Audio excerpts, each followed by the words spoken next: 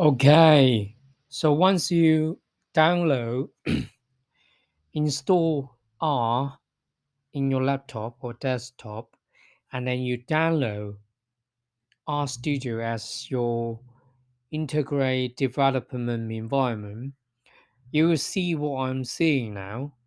So you need to be familiar with the entire user interface. Um, as you can see on your left, on your right, it will be different from the pictures I sent it in the um, Slack because I need to create a R script. So when you have an R script, this is the code editor, which is you type out your code, your R code, and then below code editor is consoler. I don't know whether I pronounce it right, but it just let you type out your code straight and then also see the output.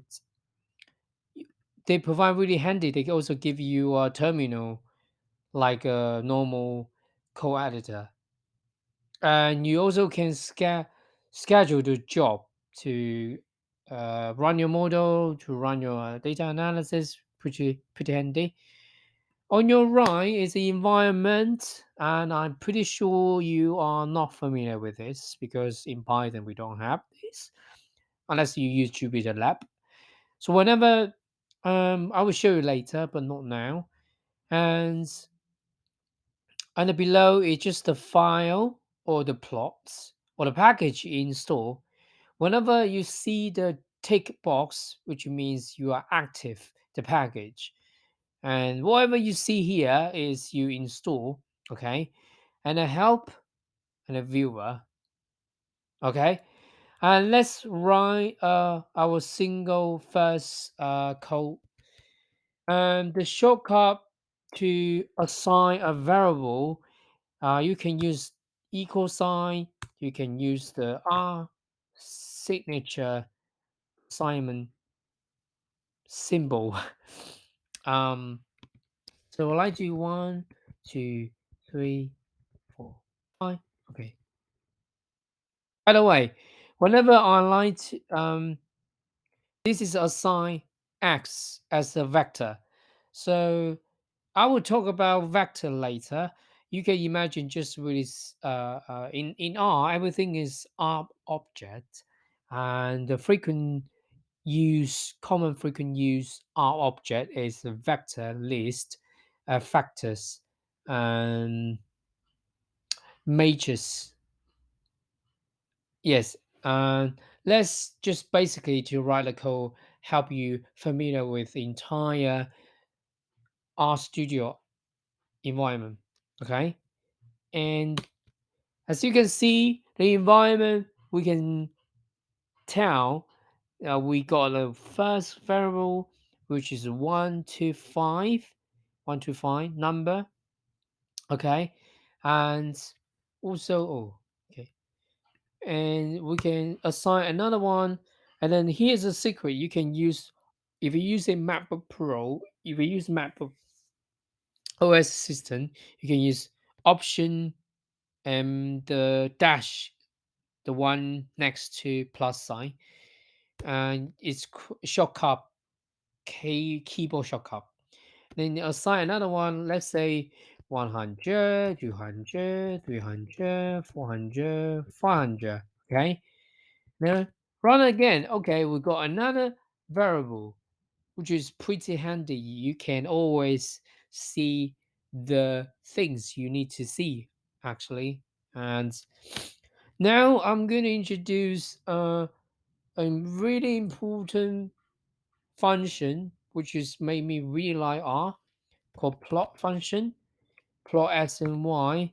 And then when I run, oh sorry, I forget to mention, when I run, it's using command and enter, and it runs. You will see this is a beautiful plot, and on this side you can play with that. You can play like zooming.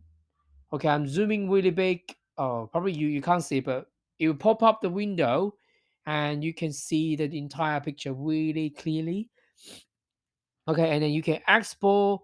You can export as save as image or save as PDF or copy to the clipboard. Sometimes when we do presentation in the end, we might use PowerPoint, so you can use this copy to clipboard. All right, so okay, what else I can say? Oh, the another really good feature is um I can set a different working directory. Working directory, let's say I think the other day I created, yes, codes and arts.